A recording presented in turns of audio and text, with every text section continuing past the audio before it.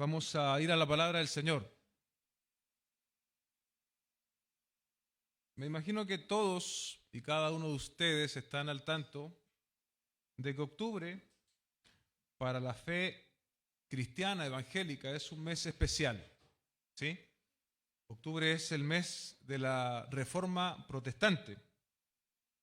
El hito histórico que marcó este evento es justamente un monje agustino llamado Martín Lutero, quien decidió clavar 95 tesis en las puertas de la Catedral de Wittenberg en octubre de 1517.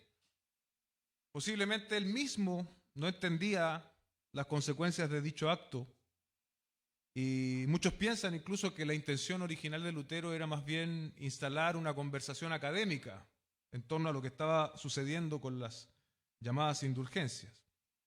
Años más tarde, me salté 4 años más tarde, en la llamada Dieta de Worms, en enero de 1521, frente a autoridades civiles y eclesiásticas, se le hicieron dos preguntas a Lutero. Él ya a estas alturas había desarrollado su pensamiento teológico en conformidad a la Escritura. Entonces se le preguntó si esos escritos eran de él y si estaba dispuesto a retractarse. Cuenta la historia que Lutero pidió un día para pensarlo frente a esa tensión. Al otro día resonarían en ese salón las siguientes palabras: no puedo ni quiero retractarme a menos que se me pruebe por testimonio de la Escritura y por medio de la razón que estoy equivocado. No puedo confiar ni en las decisiones de los concilios ni en las de los papas, porque está bien claro que ellos no solo se han equivocado, sino que se han contradicho entre sí. Mi conciencia está sujeta a la palabra de Dios y no es honrado ni seguro obrar en contra de mi propia conciencia. Que Dios me ayude. Amén.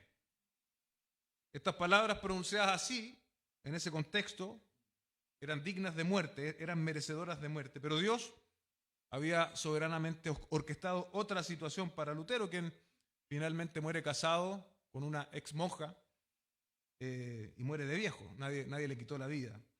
Ahí, hermano, estoy haciendo así. Usted ve un poquito más, es una tremenda historia. De hecho, hay películas también. Este mes se cumplen 505 años desde ese evento de Lutero clavando las 95 tesis. Y no es primera vez que voy a hacer en octubre una serie relacionada, no con la reforma en particular, sí, pero sí con el legado doctrinal que ésta nos dejó y que evidentemente son útiles para nosotros hoy. El año pasado sí me cercioré, me aseguré, no lo hicimos, porque el año pasado volvimos a Primera de Pedro para terminar esa exposición. Y estas enseñanzas bíblicas, la Reforma no las inventó, sino más bien extrajo lo que estaba en las Escrituras, pero que por más de 1000 años de oscuridad había estado oculto. Amén. Estaremos entonces predicando lo que en su contexto se llamó las 5 solas de la Reforma Protestante. La primera de ellas, que veremos hoy, sola escritura, latín, ¿cierto? O para nosotros, sola escritura o escritura sola. Esto no solo ató la conciencia de Lutero y fundamentó la Reforma, sino que ha sido, amados hermanos, y seguirá siendo un fundamento para la Iglesia de Cristo. El hecho de que nosotros confiamos plenamente en la Escritura para hacer todo lo que tenemos que hacer en nuestra vida, en nuestra práctica como iglesia, como familia, nuestra labor en la sociedad. Creemos que la Escritura es suficiente. Y para hablar de esto, precisamente hay muchos textos bíblicos, pero uno que creo que encierra bien precisamente esta idea, lo encontramos en 2 de Timoteo 3, 16, 17. 2 de Timoteo 3, 16, 17. Y es el texto que vamos a estar compartiendo esta mañana.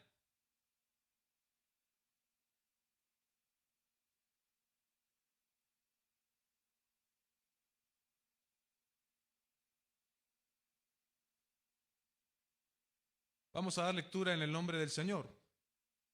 Toda escritura es inspirada por Dios y útil para enseñar, para reprender, para corregir, para instruir en justicia, a fin de que el hombre de Dios sea perfecto, equipado para toda buena obra. Señor, te pedimos esta mañana nos hables a través de tu palabra, Señor. Reconocemos que ella es fuente de vida y también es fuente de instrucción para nosotros como creyentes.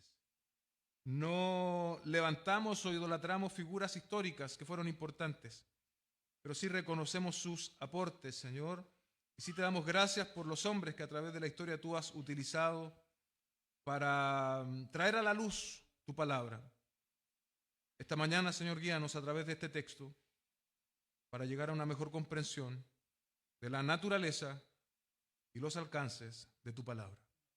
Te lo pedimos en el nombre de nuestro Señor Jesucristo. Amén y amén. Pablo escribió esta epístola a Timoteo, su hijo en la fe. Hablamos hace algunas semanas sobre Timoteo, quien estaba haciendo una labor de supervisión en la iglesia en Éfeso. Y el primer punto, por lo tanto, de esta predicación, quiero separarlo así, toda escritura. Entonces, en esta labor que Timoteo estaba haciendo como supervisor de la iglesia, arreglando asuntos, lo que el apóstol le dice aquí es toda escritura es inspirada por Dios. ¿A qué se está refiriendo con el término toda escritura? En su contexto, al Antiguo Testamento. Cuando Timoteo lee esto, él entendía allí que Pablo le estaba diciendo lo que está escrito por los profetas, lo que fue escrito por Moisés, todo el Antiguo Testamento, es útil, Timoteo, para la labor que tú estás haciendo en la iglesia. Debes dejarte guiar por esa palabra, por esa escritura. Sin embargo, hay una idea que para nosotros hoy, como creyentes con el canon completo, se expande.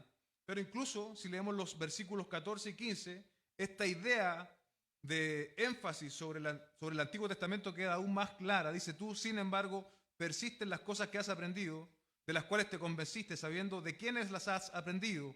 Y mira el versículo 15, desde la niñez has sabido las sagradas escrituras. ¿Ven? Referencia al Antiguo Testamento. Las cuales te pueden dar la sabiduría que lleva a la salvación mediante la fe en Cristo Jesús. Un texto bastante interesante, porque nos está diciendo que el Antiguo Testamento nos guía a Cristo, nos apunta a Cristo, nos señala a Cristo. Y como adelanté, toda escritura para nosotros hoy se expande en el sentido que incluye también no solo el Antiguo Testamento, sino también el Nuevo. Pues los propios autores bíblicos del Nuevo Testamento reconocen que el Nuevo Testamento es inspirado por Dios. Y quiero principalmente darle dos ejemplos. El primero de ellos en 2 de Pedro 3, 15, 16. 2 de Pedro 3, 15, 16. Dice así el texto bíblico.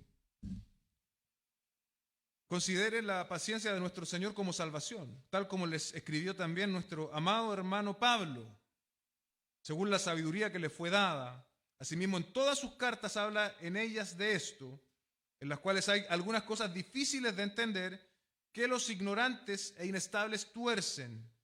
Escuche bien, como también tuercen el resto de las escrituras para su propia perdición. Esa parte es enfática para lo que queremos señalar, de que tanto el Antiguo como el Nuevo Testamento es palabra inspirada por Dios, como también tuercen el resto de las escrituras. Cuando Pedro, bien digo, escribe esto, está poniendo al mismo nivel de inspiración y autoridad tanto la escritura del Antiguo como el Nuevo.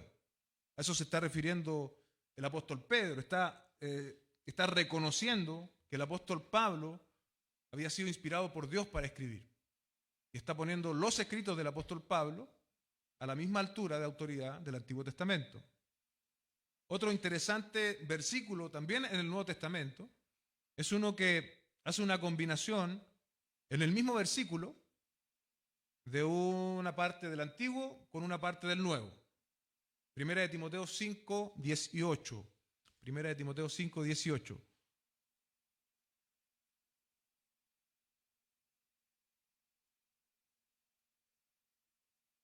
dice la palabra del Señor, porque la Escritura dice, no pondrás bozal al buey cuando trilla, y el obrero es digno de su salario.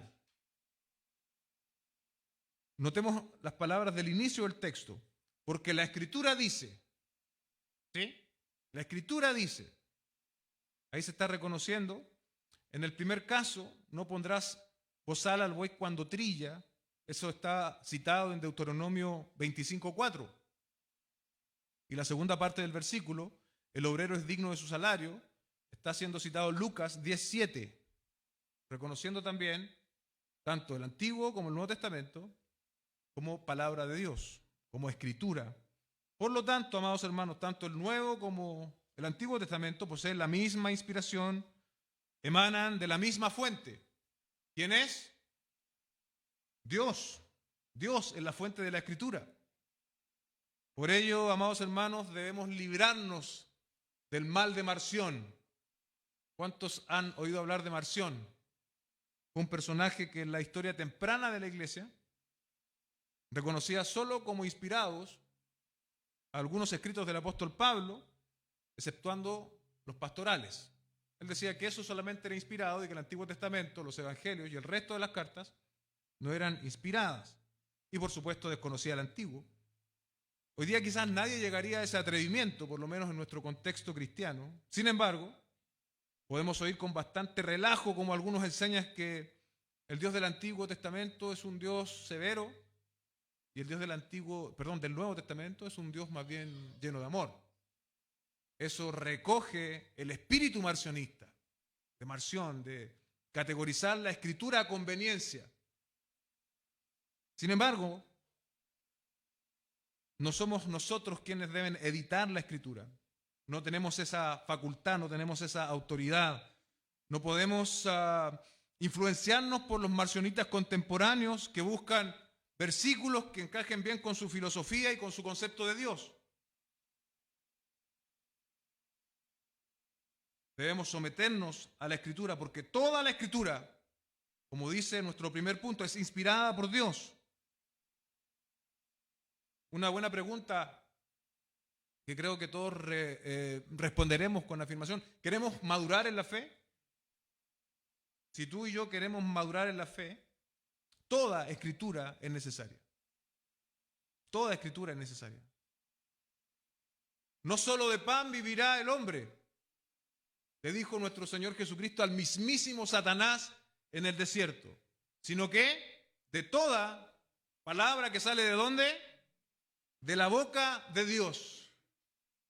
En una generación que está preocupada más del pan, de lo cotidiano, de las necesidades, Dios nos está recordando esta mañana que debemos estar pendientes de este alimento espiritual que solo proviene de Dios y que Él nos ha dado de forma completa, plenaria e inspirada en su palabra.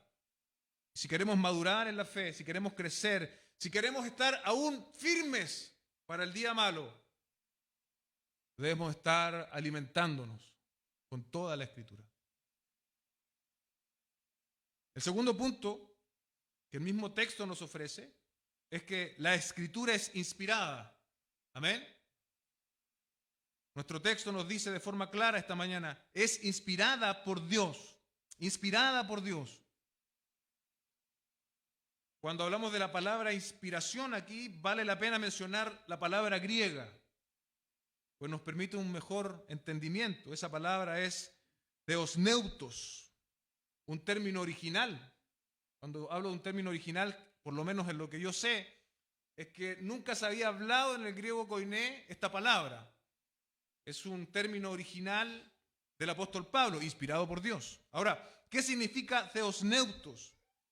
Significa que es exhalado de la boca de Dios, sale de la boca de Dios. Podríamos leer entonces toda escritura ha sido exhalada desde la boca de Dios. No es como el artista inspirado, ¿no? Que toma su guitarra y empieza a componer. No se refiere a ese tipo de inspiración. No es como el pintor que es capaz de hacer un cuadro maravilloso. Como el artista que en general crean cosas inspirados, dicen ellos. Y quiero ser enfático en este sentido. La palabra inspiración aquí tiene otra idea, no nuestra idea contemporánea de inspiración, bien digo, sino la idea de que toda la Escritura es inspirada por Dios. Toda la Escritura ha salido de la boca de Dios mismo. Pablo le está escribiendo a Timoteo, recordemos eso, tratemos siempre de volver al contexto. Y debió haber resonado mientras Timoteo leía, ¿cierto? La Escritura ha sido exhalada por Dios mismo, Timoteo. Tú estás en una dificultad, en un desafío ministerial. Estás desafiado con tus propias fuerzas y sabiduría. No podrías hacerlo. Pero sabes, Timoteo, hay una buena fuente a la cual puedes acudir. La fuente de la palabra del Señor. ¿Por qué? Ha sido inspirada por Dios. Todo lo que nosotros carecemos por naturaleza, por nuestra ignorancia, aún por nuestro pecado remanente, Dios nos ha dado su palabra, amados hermanos.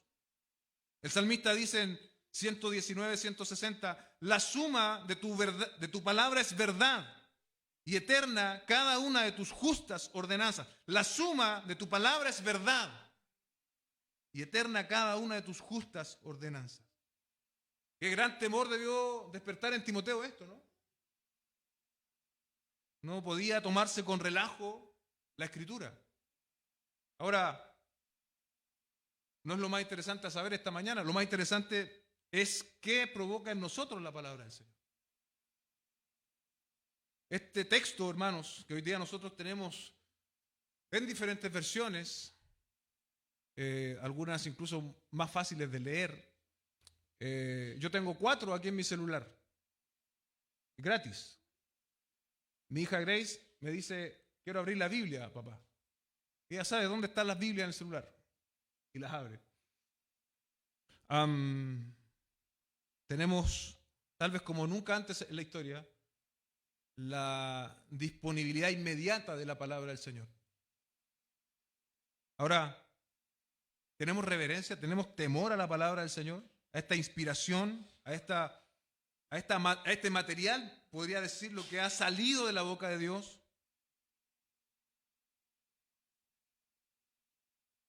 Algunos cuestionarán, pero la Biblia fue escrita por hombres.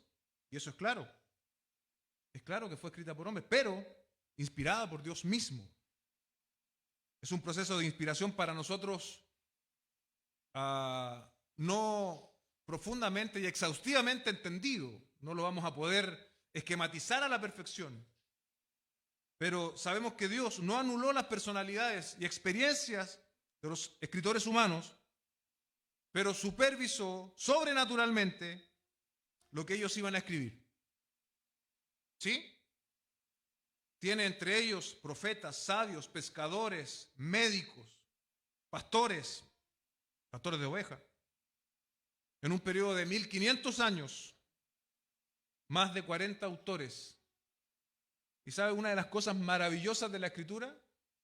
Es que muchos de estos personajes nunca se conocieron en este periodo de tiempo bastante prolongado, pero hay un hilo común en la Escritura, desde el Génesis hasta el Apocalipsis.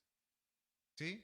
La historia de la redención del hombre mediante Jesucristo. Hay muchas más razones apologéticas para afirmar la inspiración de la Escritura. Solo estoy poniendo sobre la mesa tal vez una de las más interesantes. ¿Cómo era esto posible? ¿Cómo en un plazo de 1500 años, 40 personas de diferentes contextos, con distintos niveles de educación y preparación, pueden aunar un criterio, una sola historia de redención? Humanamente eso es imposible. Y es por eso que afirmamos y creemos lo que la misma Escritura nos dice.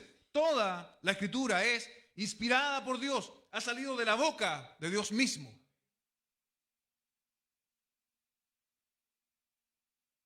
Dicha inspiración, vuelvo a repetir esta idea, debe en nosotros causar reverencia, respeto, temor.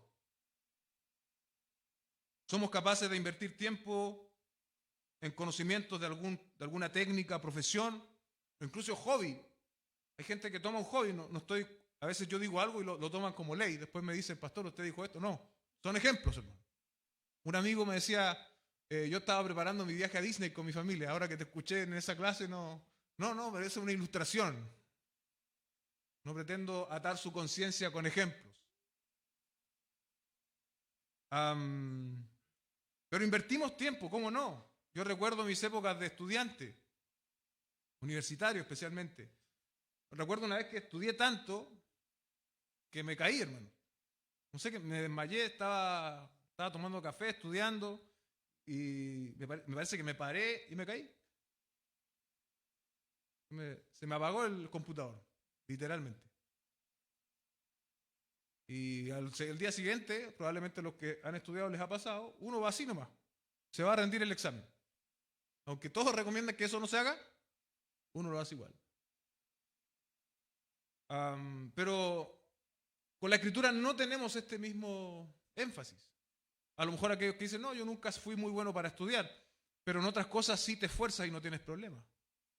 Puedes trabajar, puedes comprometerte con cosas que te gustan, puedes haber trabajado un día completo y si hay un partido de fútbol en la noche, allá estamos.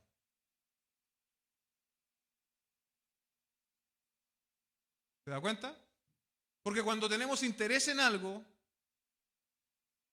las justificaciones desaparecen. ¿Amén? Estos días mis hijos han estado enfermos y entonces toca cuidarlos en la noche. Pero ¿sabes? Uno hace esa labor y uno no dice, uno no se levanta enojado a ver a los niños, uno lo hace con amor. Y debiésemos nosotros tener esa misma intención hacia la palabra del Señor, sabiendo que es inspirada por Dios y que tanto bien nos puede hacer Dios en la medida que nosotros profundicemos más y conozcamos más su palabra. Esta inspiración de la Escritura es afirmada a través de ella misma, ¿cierto? La Escritura dice que es inspirada por Dios. Pero sin embargo ha llevado a pastores y teólogos ortodoxos.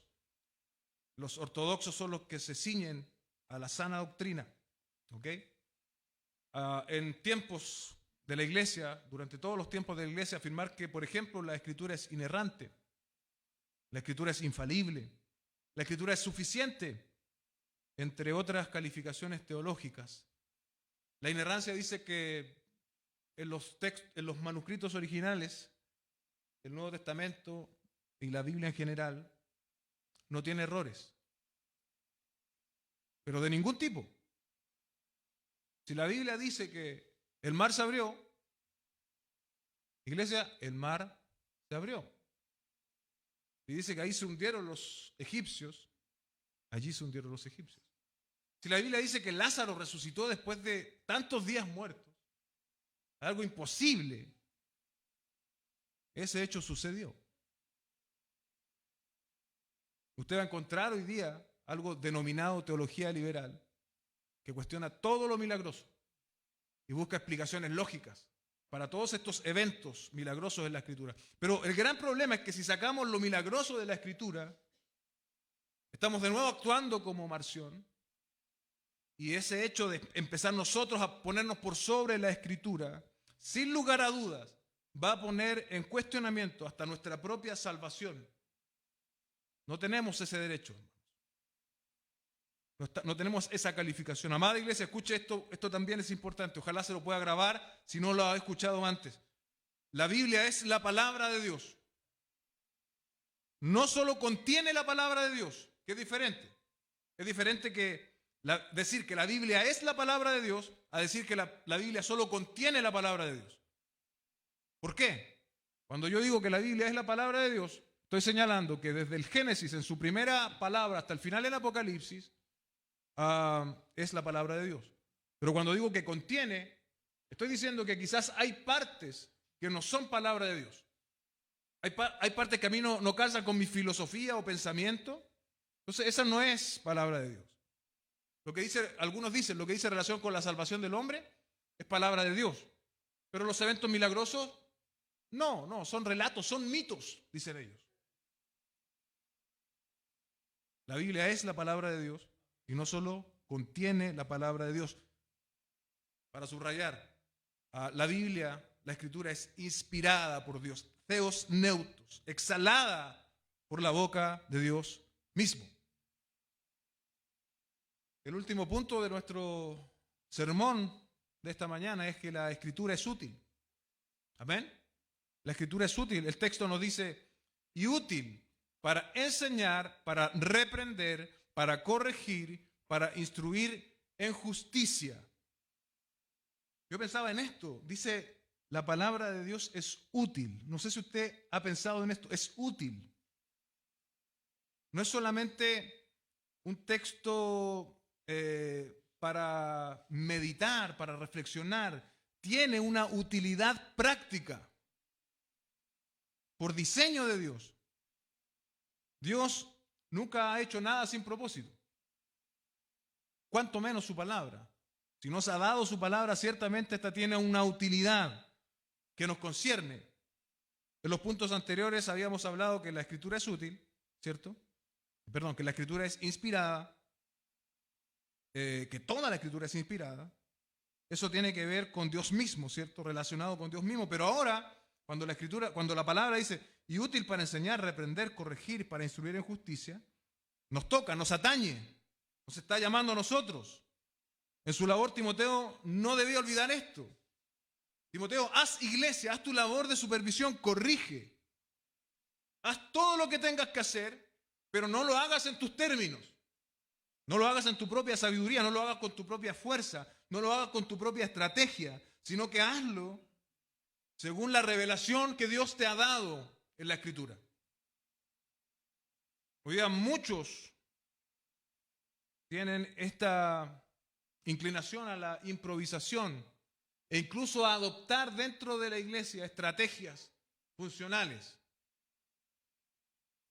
pragmáticas, que funcionan, hermanos, que atraen gente a la congregación, pero que no encuentran respaldo en la Escritura. Y si nosotros nos encontramos trayendo estrategias mundanas, ajenas a la revelación de Dios para hacer iglesia, estamos en problemas. No importa si llegamos a ser miles, 2000, 100, 200, no importa nada de eso. Debemos procurar ser fieles al Señor. Debemos ceñirnos a lo que Él nos ha revelado en la Escritura, sabiendo de que si Él añade 2, 3, 5, 10, 20 personas, la gloria va a ser de Él. Pero más vale, amados hermanos, que seamos hallados fieles. Timoteo no tiene ese espacio para improvisar. Debes ceñirte a la Escritura. Si tú intentas proponer otro sistema, otro origen para guiar a la iglesia, vas a fracasar.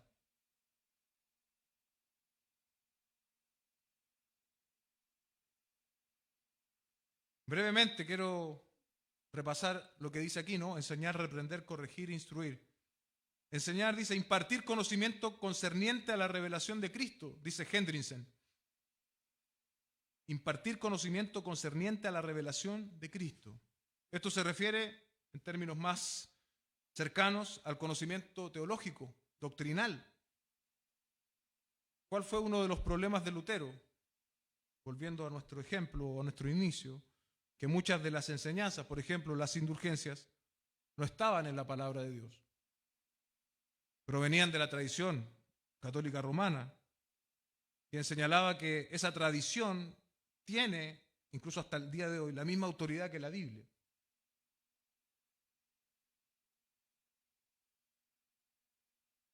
Ahora, pues la palabra del Señor tiene utilidad en términos de enseñanza teológica y doctrinal. Hoy en día, hermanos amados, para enseñar, usted desde este púlpito no va a escuchar que la enseñanza se basa en experiencias, ni en sueños, ni en observaciones personales, sino que la enseñanza proviene desde la palabra de Dios. Desde la palabra de Dios. Podemos ilustrar el texto, como yo decía antes, podemos dar un ejemplo para que sea más claro a los oídos. Pero nunca propondremos algo que no está en la Escritura para atar su conciencia. Judas 3 dice: amados, por el gran empeño que tenía en escribirles acerca de nuestra común salvación, he sentido la necesidad de escribirles exhortándolos a luchar ardientemente, oiga bien, por la fe una vez para siempre entregada a los santos. Una vez. ¿Qué se refiere por la fe una vez para siempre entregada a los santos? Contenido doctrinal. ¿Sí? La revelación está completa. ¿Sí? Está completa. No hay revelación doctrinal nueva, como afirman muchas sectas, incluso sectas evangélicas. No hay revelación doctrinal nueva. El canon está completo, cerrado. Cuando abrimos espacio a revelaciones personales, créame que nada bueno va a suceder. Enseñar, Timoteo, enseñar, Iglesia Bíblica, Pacto de Gracia, la Escritura tiene la utilidad de enseñar. Desde allí deben provenir nuestras observaciones, desde allí deben provenir nuestras prácticas, nuestra dirección como iglesia debe provenir de la Escritura, nuestra doctrina debe provenir desde la Escritura. Lo segundo dice reprender. Es interesante, dice convencer a alguien que ha pecado o está en error doctrinal.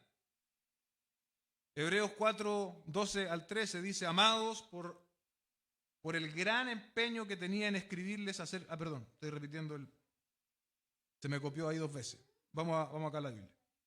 Hebreos 4, 12 al 13.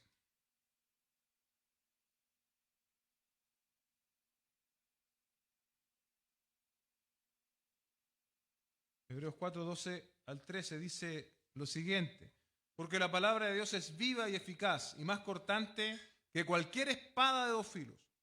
Penetra hasta la división del alma y del espíritu, de las coyunturas y los tuétanos, y es poderosa para discernir los pensamientos y las intenciones del corazón. No hay cosa creada oculta a su vista, a la vista de la palabra de Dios, ¿cierto? Sino que todas las cosas están al descubierto y desnudas ante los ojos de aquel a quien tenemos que dar cuenta. Un texto con mucho alcance, ¿cierto? Pero que es útil para reprender a aquel que ha pecado, aquel que está en error doctrinal. Si usted quiere ayudar a alguien, fíjese bien de estar utilizando la palabra del Señor. Amén. Fíjese bien de estar utilizando la palabra del Señor. Nuestras experiencias personales pueden ser muy conmovedoras, muy llamativas, pero no son ley, no son norma. Permítame señalar algo aquí. Que Dios haya hecho algo con usted, por ejemplo, bendecirle económicamente, restaurar su matrimonio roto. Eso no es normativo. Amén. Pero muchas veces desde los púlpitos se establecen normas, se apelan a conceptos que no están necesariamente en la Escritura. Por lo tanto, debemos corregir en conformidad a lo que la revelación escrita nos ha dado. Luego dice corregir, enseñar, reprender, corregir. Enderezar lo torcido. También este es un término único en el original. Cuando un hermano, ¿cierto?, se empieza a desviar en su conducta, ¿qué haremos? Vamos a ser útiles. ¿Pero con qué herramienta? Con la palabra del Señor. Por eso la necesidad no solo que los pastores o el liderazgo conozcan la palabra, sino que cada uno de nosotros. Porque tal vez va a tocarte en algún punto corregir a algún hermano en la fe.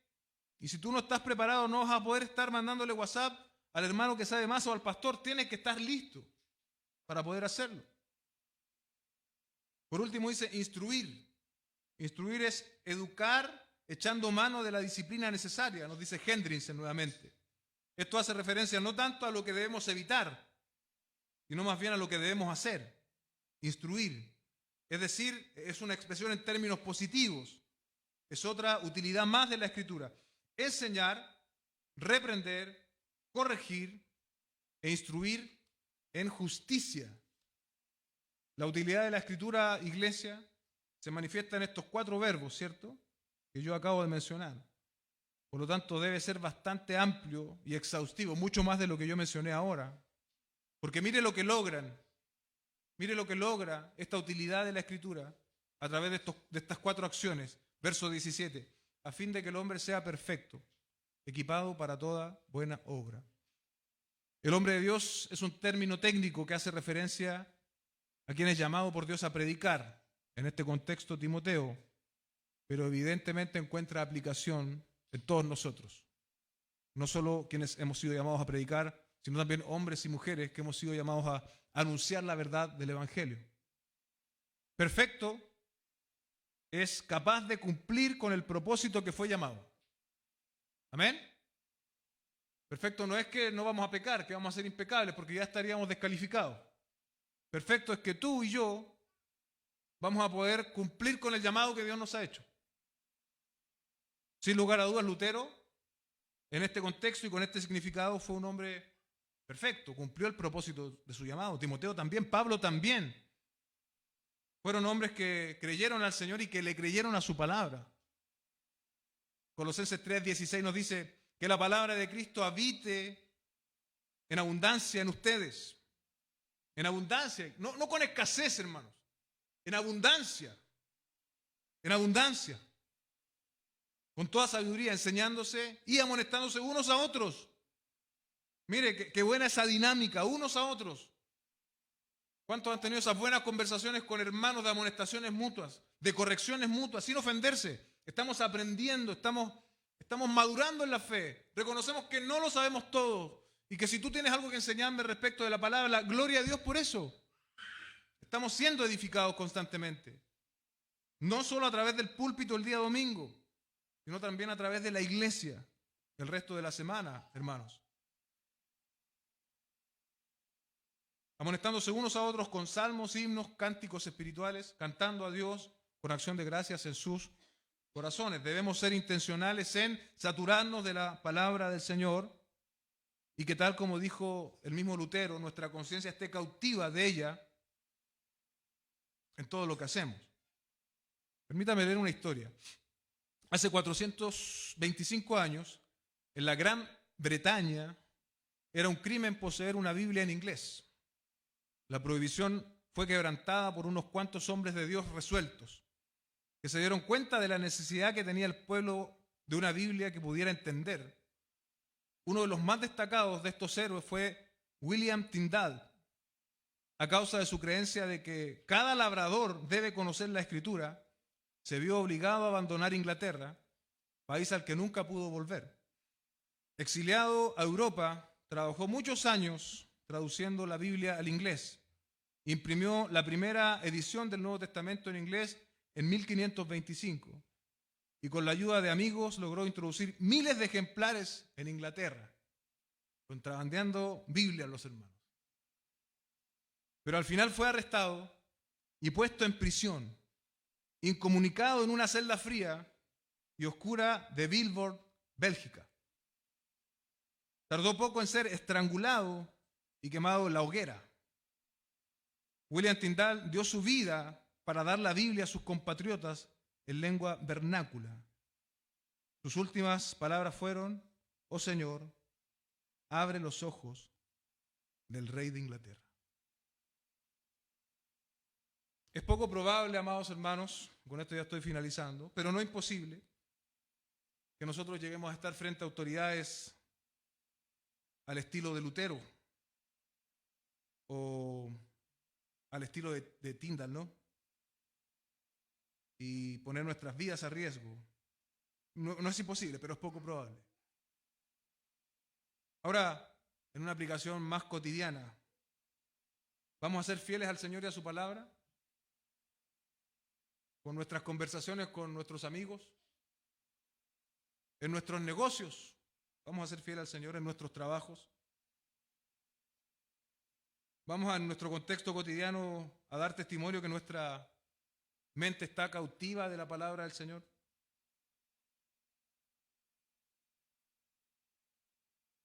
Ningún cristiano, por muy maduro que sea, y de hecho creo que los más maduros reconocen más rápido que aún falta mucho que aprender de la Escritura, va a estar pleno en el sentido del conocimiento de la Escritura.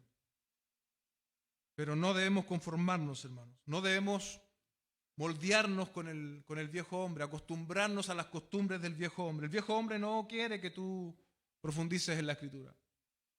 Basta con escuchar la charla del domingo. Debemos ser intencionales, debemos apreciar lo que Dios nos ha revelado. De manera tal que nuestra conciencia, repitiendo nuevamente la idea, llegue a estar cautiva de la palabra del Señor. Y cuando eso suceda, nuestros actos naturalmente van a ser actos radicales. Vas a estar en disposición tal vez de perder un amigo, de perder un buen trabajo, de perder algunas remuneraciones, porque estás más comprometido con la palabra del Señor y con el sistema de este mundo y lo que Él te puede ofrecer. Oremos. Buen Dios y Padre, te damos gracias por esta palabra. Tu palabra nos desafía, nos corrige, nos exhorta, nos llama la atención, nos hace ver esta mañana lo maravilloso que es tu revelación escrita, Señor. No llegamos a valorarla en su medida correcta, lo reconocemos. Ayúdanos, abre nuestros ojos, Señor. Siempre me entusiasman las oraciones del apóstol Pablo en alguna de sus cartas. Que sus ojos sean abiertos. Te ruego, Dios, que nuestros ojos sean abiertos esta mañana. Que no nos conformemos, Señor, al estándar del cristianismo nominal, a lo básico, Señor, a lo elemental, sino que ayúdanos a disciplinarnos, Señor. Ayúdanos a que renazca en nosotros un aprecio renovado por tu palabra y a profundizar cada vez más en ella. Reconocemos este pecado, Señor, en nosotros. Reconocemos que, aunque lo repetimos hasta el cansancio, no es falta de tiempo, porque para lo que nos importa e interesa y muchas veces entretiene, siempre tenemos tiempo. Ayúdanos esta mañana, Señor, trae convicción de pecado a través de tu Espíritu y guíanos al arrepentimiento, Señor. Te damos gracias por tu revelación. Te damos gracias por esta maravillosa palabra que hoy tenemos en nuestras manos. Que es inspirada, es útil desde el principio hasta el final. Tú nos las has dado para ser guiados a través de ella. Te damos gracias en el nombre de nuestro Señor Jesucristo. Amén y amén.